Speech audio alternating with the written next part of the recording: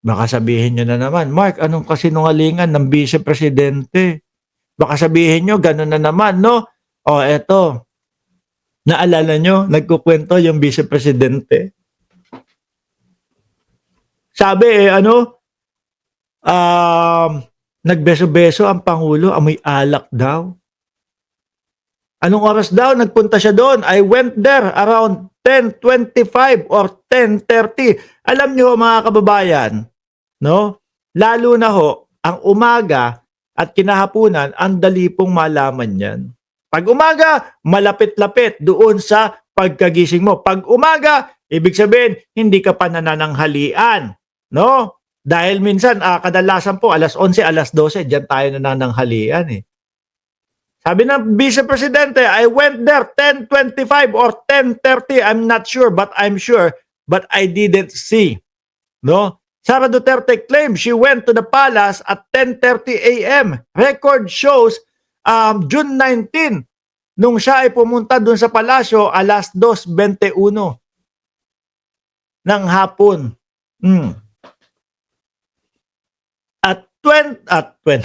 At 2:21 p.m. today, no?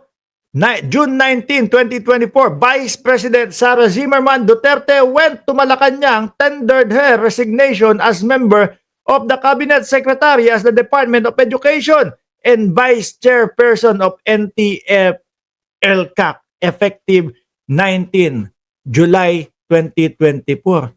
Ayan, she declined to give a reason why she will continue to serve as Vice President. She declined to give a reason why she will continue to serve as a Vice President. Yun pala ang dapat nabasa doon, no?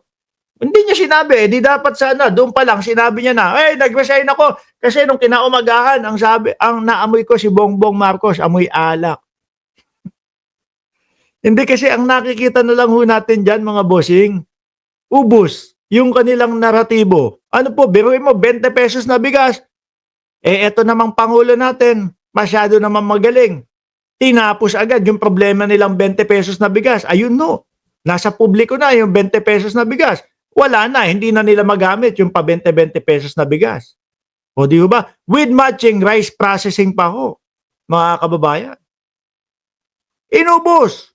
Di ba? Sabi ng Pangulong Duterte o dating Pangulong Duterte, yang si Marcos, weak leader yan eh. O ayun. Si Buloy nakakulong. Ay mamaya pag-uusapan natin si Buloy ha. Ayun, si Buloy nakakulong. Siya nandoon sa malayo, sa Netherlands. Di ba Elena Capistrano? Ano pa?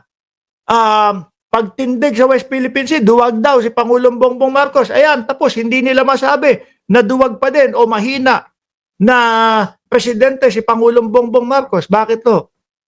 Kasi ang layo ng diferensya ng dalawang pangulo eh.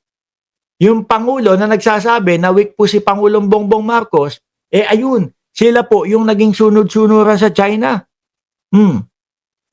Kaya nga lang, naging sunod-sunuran na nga, nung nandoon na sa China, sabi po ni Atty. Larry Gadon humihingi ng asylum niya sa China eh.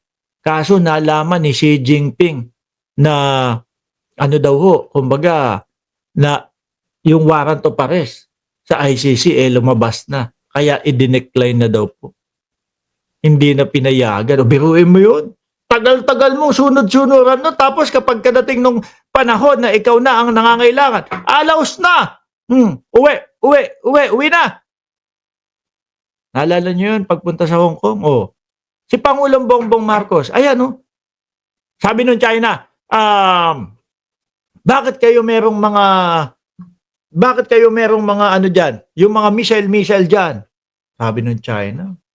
Sabi ni Pangulong Bongbong Marcos, dyan lang yan. Hanggat binubuli nyo kami, hanggat hindi nyo kami tinitigilan, dyan lang yan. Hindi namin naalisin yan. Tigilan nyo kami. Huwag nyo kaming perwisyoin. Aalisin namin yan. Aba, after 2 weeks ata, kundi ako nagkakamali, nag-echo yung Vice Presidente. Bakit daw tayo may missile din daw ho, mga bossing? Lahat lang yun. Wala na silang wala nang naratibo ho. Ubos, no? Kaya ngayon, ang Vice Presidente, subok tayo. Baka mamaya may himala. Sabihin ko, lasinggero si sabihin ko, lasinggero si Bongbong Marcos. Umaga pa lang, umiinom na ng alak. Hmm. Kaya lang, mali-mali ho yung mga petsyang sinabi. Galit ang China na may natulong sa atin, daming dumating po sa karagatan po, Boss Mark, sabi ni Elena Capistrano. Manila, Philippines, after month of soaring relation between political families whose team up scored landslide victory. Wag na natin basahin ito palabok. A statement issued by the Presidential Communication Office confirmed that as of 2:21 today, June 19, 2024, Vice President Sara Duterte went to Malacanang and tendered her resignation. Oras pa nga lang ho yan eh. Diba? Uwi ka na lang dito, sir. No, dito ka mag-ingay. Ana, papatayin kita, Mark Ramos, pag uwi mo dito. Eto na naman tong mga DDS na to. No? Wala na nga kayong ingay-ingay. Uwi ka na lang dito, papatayin ka namin. No? Huwag kang pupunta sa Davao. Sino ba may gustong pumunta ng Davao? Hoy, huwag kang pupunta ng Davao, ha? Mangyayari sa'yo. Sino ba gustong pumunta ng Davao? Kahit nasabihin mo, sige, i-persona ng grata ka namin sa Davao. Di ba, ala kayo dyan, persona ng grata nyo. Wala akong pamasahe, papunta ng Davao. Pang Hong Kong meron. Di ba? Diyos ko naman kayo. Pagandahin nyo muna yung Davao. Bago nyo sabihin na, hoy, wag kang pupunta dito ha, persona ng grata ka. Pagandahin nyo muna yan. Bago kayo magmalaki. Hindi naman po siya ibinababa ko ang tingin doon, mga kababayan. Pero mas tingin ko, mga bossing, Pilipino pa din po ako, pero mas tingin ko, mas worth it naman po yung pera ko. No? Na pamasahe from Maynila, papunta ng Hong Kong. Kesa pupunta ng Davao. Sige na, okay lang. Kung gusto nyo, di ba? Paulit-ulit kasi itong mga to. Mga nananakot. As if naman makadikit kayo sa akin. Di ba? Baka kutusan kayo ng mga bodyguard. Tingin nyo kapag umuwi ako ng Pilipinas at nanirahan ako dyan, tingin nyo maglalakad ako mag-isa sa mall, na alam ko binabanatan ko yung mga Duterte? Tingin nyo gagawin ko yun? Ano ako? Engot? Di ba? Titipirin ko yung pera na kinikita ko. Tapos wala lang. Lakad lang ako sa mall. Boom! Pinatay si Mark Ramos. Binaril. Tingin nyo gagawin ko yun? Mahina ang utak ninyo kung gano'n ang iniisip nyo. Diba?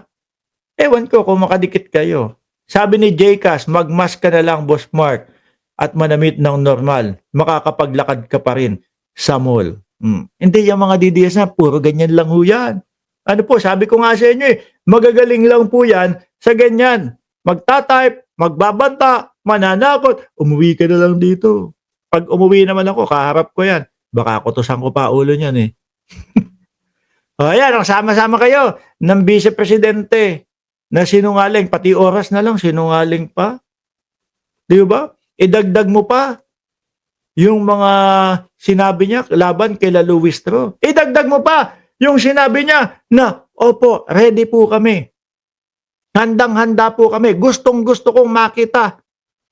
Gustong-gusto ko makita yung mga ebidensya. Tapos ano yung request ng isang araw? Ihinto daw po. Ihinto yung panawagan na ituloy yung impeachment. Anak ng tokwa naman. Sabi, oo nga Boss Mark, 5 po namatay po na vlogger po. Ingat din po. Siyempre, tayo naman, hindi naman tayo papaisa ho, mga kababayan. Alam natin, yung kilusan ho natin, alam natin. Di ba?